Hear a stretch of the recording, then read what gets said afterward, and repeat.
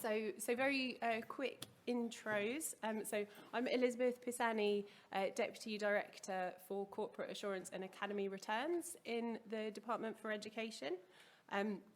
So to give a little bit more of an explanation about what we do in our team, so we are a team based in finance, in the DFE, in the finance profession. We're mostly a group of accountants, and we work with then separate team in our technology and data area to design and develop the forms that you will know as the accounts return, the budget forecast return, the draft financial statements, and the land and buildings collection tool. We've got two main kind of motivations in doing that. So first of all, to develop quality online forms that are modern and fit for purpose, and really importantly, user-friendly and helpful to the sector and to the users. But also to really link up internally as well across the DFE and across the ESFA to make sure that we're using that data in an effective and efficient way. So most directly, we feed into the sector annual report and accounts in the financial reporting team. We work very closely with the ESFA, the schools resource management team, and also colleagues who have developed and run the View My Financial Insights tool, and we have Dan who's joined us here today as well, if any of you have any questions on that later. I'm not sure if we're going to get to question. No, that's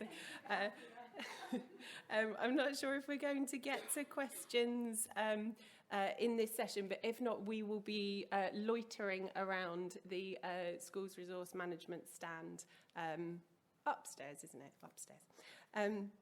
So today for this session, we're focusing on chart of accounts and automation. So all about delivering an improved user experience and giving access to better data, both for the sector and for us in the department. So hopefully as a win-win. So I'm going to hand over to Nikki to take us through the first bit of the presentation in a second.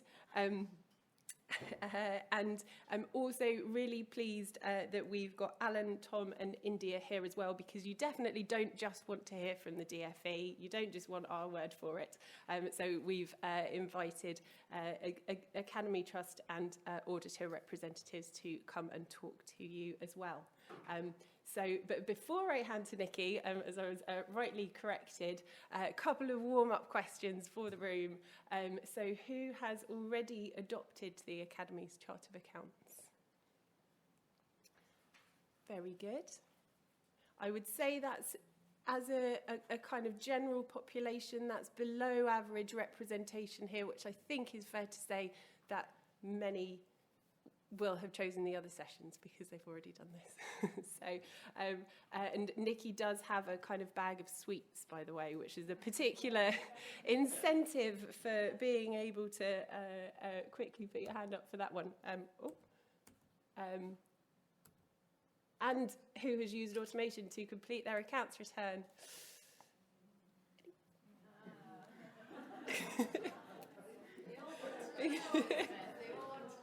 Well, I won't tell you about the prize for anyone who was able to say yes for that, because it was just so good. It's the Lamborghini outside. No. So, okay, I shall hand over to Nikki to take us through. Thanks, Elizabeth. Okay. Oops, sorry. It's a bit sensitive. So, basically, just I've got a bit of slide overload. I think from the presentations I've been to, I think there's probably more slides in this than everything you'll see all day, but so I'll try and rush through them as quickly as possible. But for anybody that doesn't know about chart of accounts and automation, I feel like we've webinared the sector to death already. But basically, chart of accounts is simply the Academy's standard reporting structure, financial reporting structure. It's currently not mandatory, but we're really hoping that schools will adopt it. And it is actually the basis for which you can use automation. So in order to automate your financial data, you have to have adopted the chart of accounts in the first place. About 35% of the sector said that they'd adopted the Chart of Accounts at January 23, and we know that that number is rising.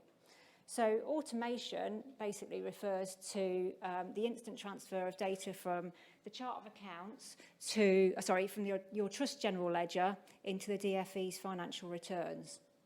About 28% of FMS suppliers were able to automate Trust's accounts, their accounts last year, and we're hoping that will rise to 80% this year. Obviously, there's lots of other things that have to happen to make that work for trusts, but that is hopefully the total kind of capability that we'll have out there. So just really wanted to focus on the benefits of the Chart of Accounts and automation. So firstly, if you were to adopt the Chart of Accounts, we see that the standardisation of data is obviously really important. You're all reporting on the same data structure.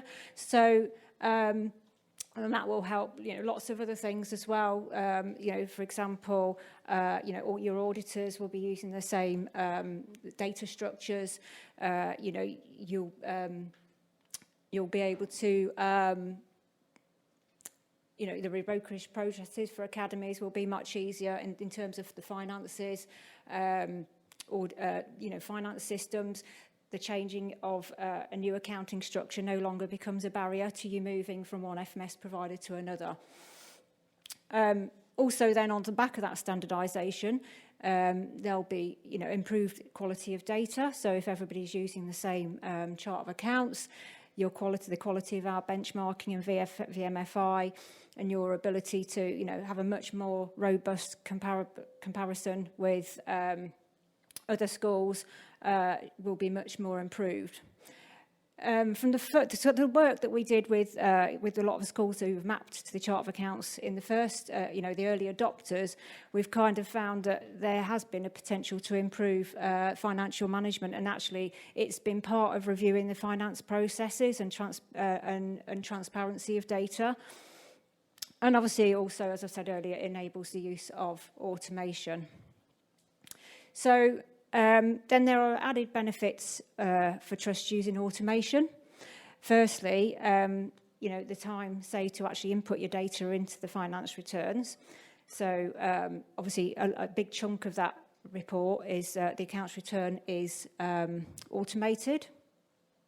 And in turn, that also means there's a reduction in human error, and also a lot of your validations, all the hard validations are actually sort of cleared when you input that data because of the mapping that sits behind automation and the rounding of the numbers. So you'd still have your soft validations potentially, but hopefully all those hard validations will no longer be there. And we know, from lots of experience in the accounts return, that's kind of one of the big bugbears of trusts. Also, if you upload your data using automation, you also have the ability to use the draft financial statements. So more feedback from trusts has been that, they'd like to be able to complete their accounts return and run a draft financial statement side by side. So, they can see where the differences are. That's available to you. And, obviously then it gives you that end-to-end audit trail. So you can track the data from where it is in your general ledger through to the AR, and that's a really visible trail. And obviously that's really helpful for your auditors as well. And obviously, the DFE receive your granular data as well. That's the advantage. And I know it's one of the things that schools are possibly a little bit scared about, but actually, we do want that data as well, and we want it so that we can help understand the sector better, understand where those high levels of spend are, with a view to kind of moving forward in those areas. So I'm just going to look at some sort of positive figures that came out of the accounts return post-submission survey. It's a voluntary survey that we released after the accounts return. We got 289 people that responded. 59 of those had used automation. So this chart basically shows that 70% of those people that used automation found it a much faster experience. So we obviously want that to be 100% really, and we know there are a few teething issues in that one, but obviously, it's a great result, but we want it to be better, so we will be working on that. The next one we wanted to pick out was user satisfaction in completing validations. Again, we think that's a really key metric because it's the area of the accounts return that trusts find a real nightmare. And as you can see, a much larger of trusts who used automation were very satisfied. And again, a very similar picture for those, for the overall satisfaction of completing the AR. A much higher proportion of those using automation were satisfied with that process. Okay, so that's kind of me talking about why I think the DFE think it's really great and the benefits. But obviously, you know, you want to hear from one of your own.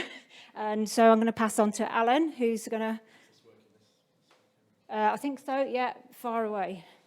Good afternoon, everybody. I'm Alan Keating. I'm CFOO at Omega Multi-Academy Trust.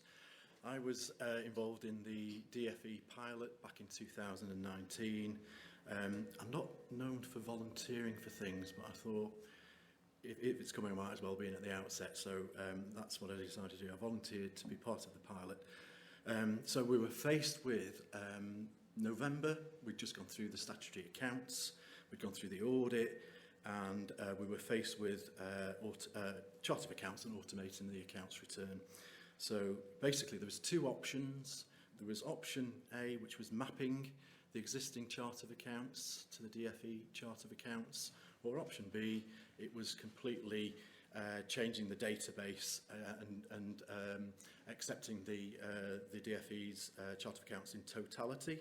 So November time, and you've just about gone through the audit regime. You're not in the best frame of mind to sort of say, well, I'm scrapping the existing chart of accounts and bringing in a completely new set of chart of accounts. So we went for the option, having spoken to the software provider, to say we were going to map the existing chart of accounts, and that's what we did. In doing that, there was another thought process in the mind, was in terms of users and operators of the systems in the 6 schools that we have. I don't need to mention that 6 schools we've got. Telling them that the chart of accounts changes in mid-year would have been like a red rag to a bull, I would think. So, so we did decide to map. In terms of the user experience, we're only a small accounts team. We've got 3, including me, and it was down to me to map the chart of accounts. So what I would say is, this is how we did it. We downloaded the chart of accounts from the existing database into Excel, and then it was a case of mapping each item against the DFE's chart of accounts. So it did take me a while to do, but having persevered, the outcome was pretty good. So we got to a successful outcome. The outcome was that we could run a routine and we could see where there was a mismatch or there was any coding sort of discrepancy. So it was quite easy to do, but we had to involve the software provider. The software provider that we use is Hogue 100. I don't know if there's any people in this room that use Hogue. I don't know. No, not at all. Okay. Interestingly enough, I spoke with Hogue recently to say, having done all this work, what's the percentage take-up in terms of automating the return?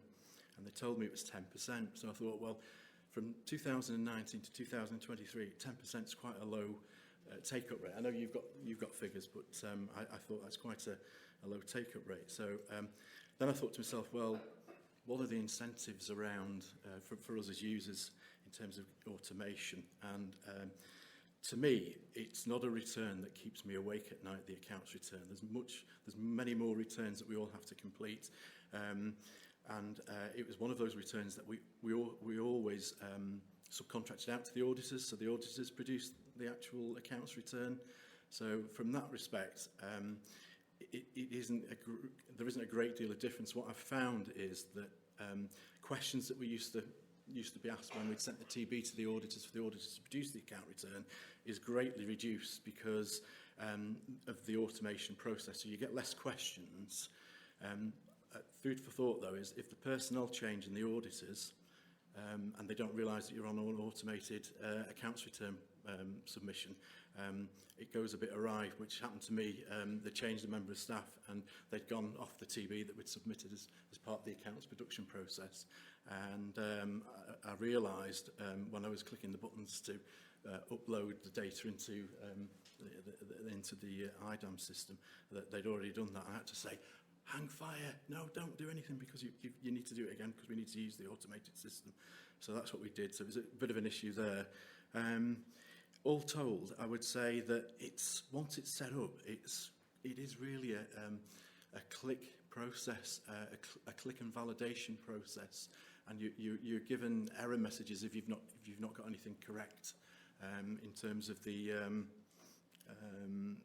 mapping. Let's just say if there's anything incorrect, or you've missed the code because the DFE have brought out a new set of codes and you haven't quite mapped those correctly, it will give you a report which will say you need to correct these codes. So that's the gist of what happens when you do the accounts return. So in an automated fashion, it's not difficult to do. What I would say is that you're in the hands of your software provider. So if your software provider isn't supportive of the process, you are on a bit of a hiding to nothing, to be honest. So that's the key. Having the software provider on board and then working with the software provider to make sure that whatever operation you're operating is straightforward and user-friendly. So it is really a click button. That's all I can say. So when you produce your accounts, you click on a button and it will do a validation. Then you have to you have to log on to IDAMS to start with. But then once you've clicked on a button, you run the validation routine. It populates the form in IDAMS, and then your auditors can see that particular form because they've got access to the same system. The only thing you need to do is you need to go into the overview part of it, and you have to complete various questions in the overview part, and the rest of it's completed by the auditors. The exception is HR data, because it's not there in the system. So there's HR, things like absences and all sorts of other things. So that's not there. But other than that, I think it's pretty good. And the incentive to move to it is, I think, personally, I would like us to move to something similar for things like the BFR and other returns that we need to do. So once we've keyed in data into one system, then let's have an interface with the returns. I won't go into that too much, but I know that. I said I wouldn't, but so that's it really. I don't know if anybody's got any questions. I can take them at the end, or I can take them now. Is there a list of software providers that are supportive of the system? If we move to a software provider that isn't, Yeah, I'll come on to that in a minute, so that's fine. Is that okay? Any other questions? Okay, thanks very much for that, Alan. Really good to hear a trust perspective. So I'm just going to talk a little bit about automation now, because that's kind of what we really want to be pushing trust to do this year if possible. So this graph basically shows sort of the percentage of the AR form that is completed using automation. So automation basically completes virtually all your trial balance fields with the exception of the funds tables, and it also completes your academy level data as well as your trust level data.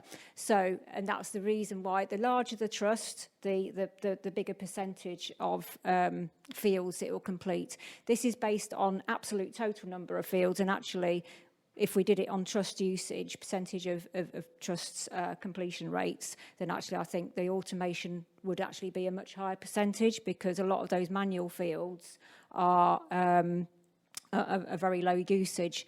So, but yeah, just to say for an example, obviously a SAT, because they don't have any academy level data to populate, it's a kind of a lower rate of automation at 48%, moving up to maybe 5 school mat where it's 66%, but then you get to a 50 school mat and it's 89%. But as I say, I think those are probably higher percentages in reality.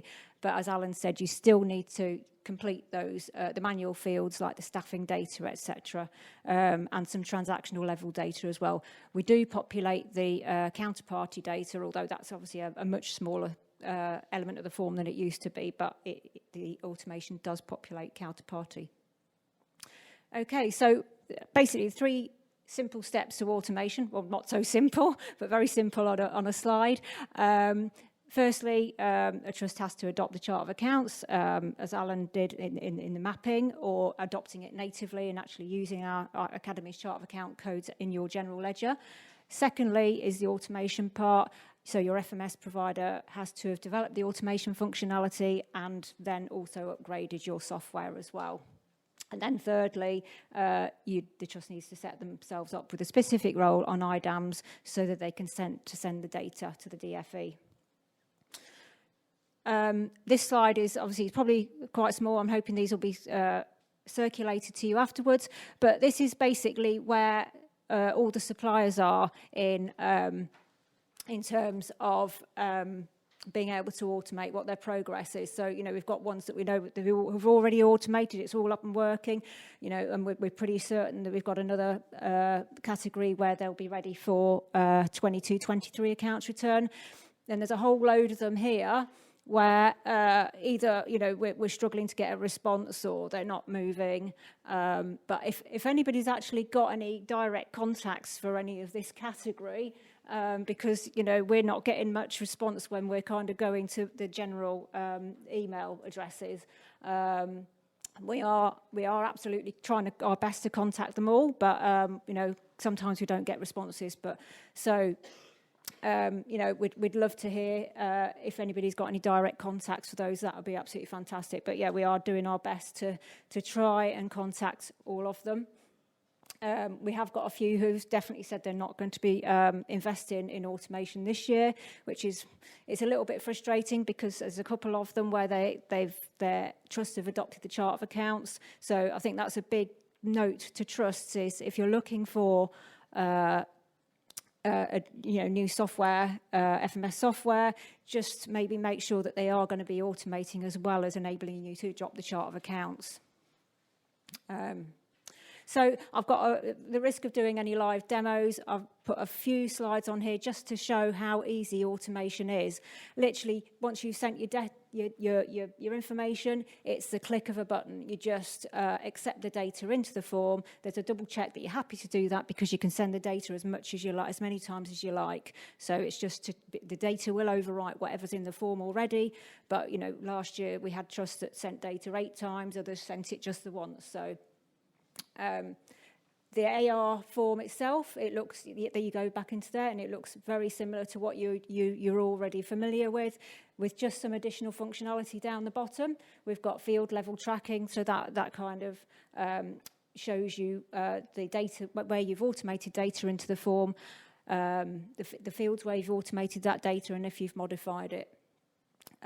We've also got a FMS mapping report. So this is really useful. This is your audit trail, basically. So it shows your general ledger codes and which AR fields that maps into. It shows, you know, your original amount that you bought in and how that's been rounded and if you've modified it. So that whole audit trail is there. And then we've also now got the draft financial statements functionality, which again, you use exactly the same data that you've uploaded to complete your accounts return. You can also run a draft financial statements. This is based on Coketown, the Coketown format, which is part of the Academy Accounts Direction. And basically, it mirrors the note. It's got a template for every single note. Some are fully populated if we've got the data, so it's again the trial balance data. Some are partially populated, and there are other ones there that are blank, where you know we can't get that level of detail from your trial balance. But you know, I think that's again quite helpful, and trusts have said that that's something they, you know, before we produce this, trusts like to run their financial statements side by side with their AR. Okay, so just that's on to the next steps. So, I mean, obviously this depends on whether your trust has already adopted the chart of accounts or not. But yeah, if you know, we think it's a great opportunity to review your finance system. Anyway, you know, if you're thinking of moving your whole general ledger, then obviously that's a major thing to do. So it's also a good opportunity to see if your finance system is fit for purpose. Talk to your FMS provider, see what they are offering as well. Particularly, are they going to be offering automation as well as chart of accounts? Talk to your auditors. They may already have had clients who've adopted chart of accounts and used automation, so they've got that intelligence to pass on to you. And also at that initial mapping stage, they can really help you as well. And then having that conversation about ongoing efficiencies for yourselves and for audit, that year-end process, and about using automation and how that can work with both of your systems. Talk to your peers. 35% of trusts have adopted chart of accounts, and actually, we have dial-in sessions as well where trusts talk to each other, and often that's it's really useful. It's really useful for us to know what's going on as well, and we get our best information from talking to trusts and auditors. So yeah, I mean, we've got loads of information that's available on gov.uk. We've got the links are in the leaflets on your seats. Look at that. And actually, go and have a look at the chart of accounts itself. When you're completing your next return, so the BFR has just gone live, the account codes do actually map to the BFR as well. Whilst we're not automating the BFR at the moment, we do provide the mapping. So if you've got similar codes in your structure at the moment, you can look across to the DFE's chart of accounts and have a look, where does that map to in the BFR? So, get familiar with it. It's a good way to do that. And we know that actually people that have adopted a chart of accounts, even though we can't use we can't automate the BFR, they've actually used it to complete their BFR in a much quicker time frame. Nikki, I'm really sorry to interrupt you. Can we switch these next bits round? Yes. I know we've only got a little bit left. Yeah. No, absolutely. Anyway, partnership working, auditors. They're the key things. So moving swiftly on. So so basically, all of you have your financial statements and your AR signed off by your auditors. 85% of you also contract out your accounts return completion to auditors. So I've got Price Bailey here, basically, to give a warts and all perspective about the AR. Yeah, because I came to one of your webinars, and right at the end there was are there any questions?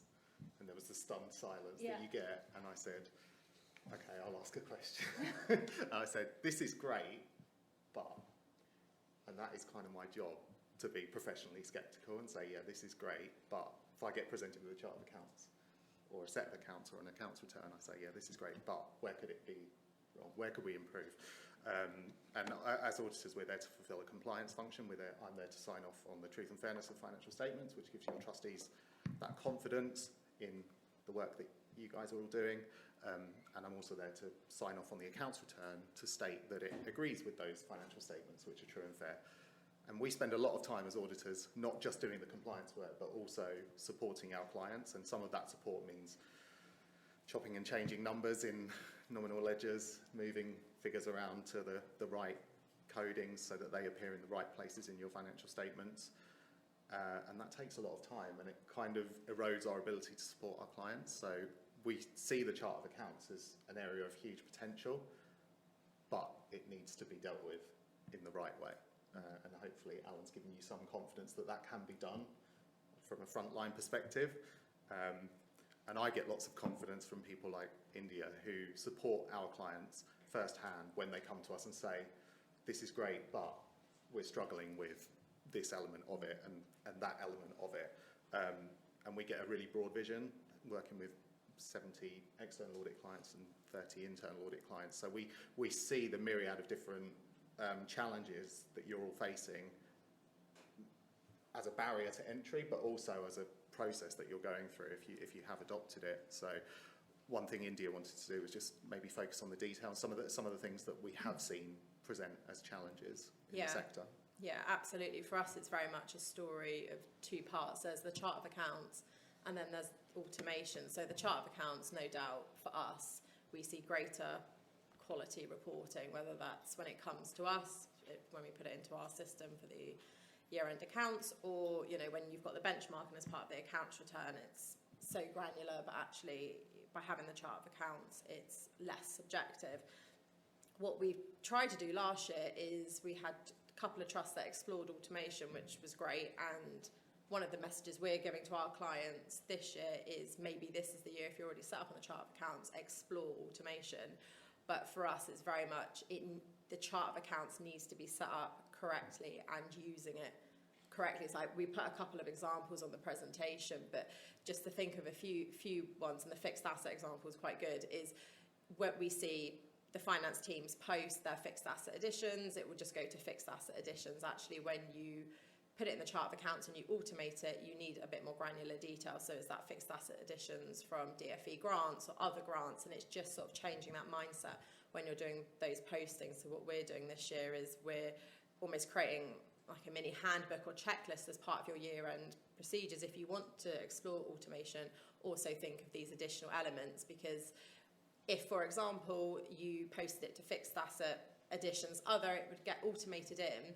What we would then do as auditors, we would go in and think, well, that's not right. So we would take it out, rework it and put it back in. And I can't remember if Nikki mentioned it, but that's what they call modifications on the accounts return. When you automate it, if you change a cell that was automated, it will say modifications. And the message we're trying to get across to all our trusts is the key to the efficiency of the accounts return with automation is minimal modifications. So there's some work that we're doing with trusts, but I think Alan was the only one that got the Smarties, so nobody else was doing automation. But I think India should have got the Smarties, because she I definitely did one. But definitely explore that this year if you're already using the chart of accounts, and speak to your auditors. We're hopefully more helpful than sometimes people think, and speak to your finance system suppliers, as Nikki showed. Some are there, some are not, but definitely open that question. You know, like anything, the first year is always a bit of a learning curve, you know, as Alan sort of touched upon, but actually when you get going, hopefully there's efficiencies. And, you know, I don't know how many of you, do your auditors help you prepare the accounts return, or do you guys do it yourselves? There's a lot of nods for the auditors' help. So actually we can step back, and, you know, you may save some money if we're not involved in 100% of it. So, you know, there's little efficiencies, or we can help with other elements of it. So there's definitely some conversations. So if there's anything to take out from this, you know, if you're set up on the chart of accounts, I would say, you know, talk to your auditors, go to some of the sessions that Nikki's team are doing, because it's definitely moving forward, isn't it? It sounds counterintuitive for an audit partner to say, I'd like to live in a world where we don't have to prepare accounts and a set of accounts returns for our clients. That would probably save fees for our clients, probably close to £250,000. Yeah. And that's public money that can go back into buying iPads for kids, and that's a really important message to deliver. Yeah. Okay.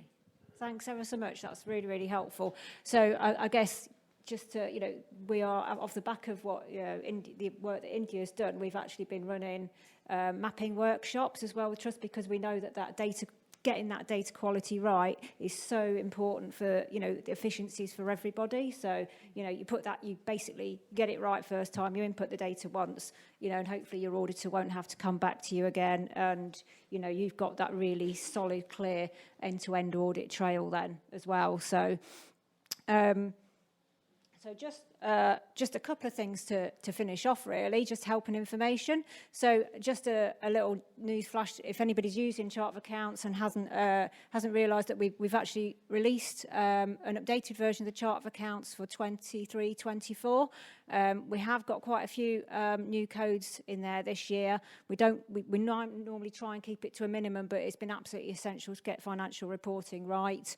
And we've got a couple more workshops left to go where I run through the changes and how trusts need to deal with those. So if you're already doing the chart of accounts, that might be of interest to you. And then just lots of links on here for where you can get more information and help from us. But yeah, please contact us directly if you've got any specific questions. We've got lots of routes to contact us. You know, we love talking to trusts. It's where we learn everything, and you know, we formulate our ideas of where we need to go. So yeah, please get in touch. I don't know whether we've got any time for any questions, but Yeah. To come to the door to kind of usher people out. Does anyone have any questions? Oh, hi. One of the big things is the cost of it. We're on use Iris and not just for anything happening. So to move into the chart of accounts, to move into the DFE chart of accounts, there would be, what I understand, could be a significant cost in doing that. Is there any kind of conversations with suppliers to kind of moderate those? There are a lot of conversations. Obviously, you know, we can't sort of suggest one client over one supplier over another. I mean, the costs might be more, but they actually might be offering very different things. So it's very difficult for us to kind of measure that. What we are going to be doing though is, you know, realising there are issues out there between cost and quality, etc. Is we're moving towards getting a framework together.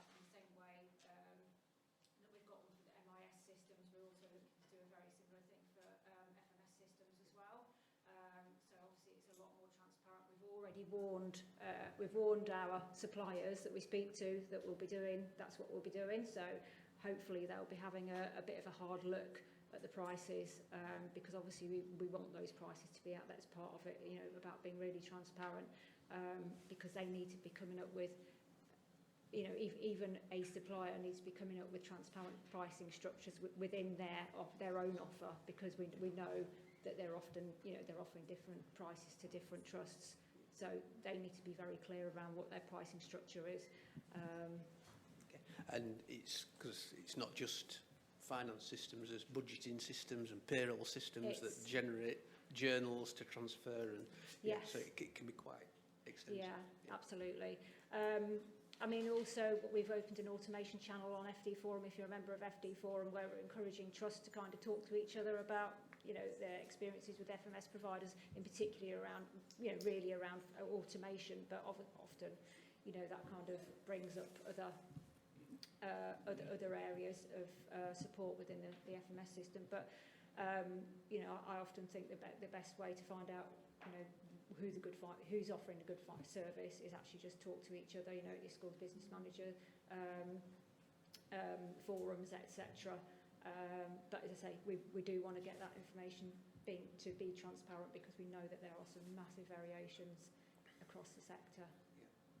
Okay, thank you very much. Now, during that question, I did get the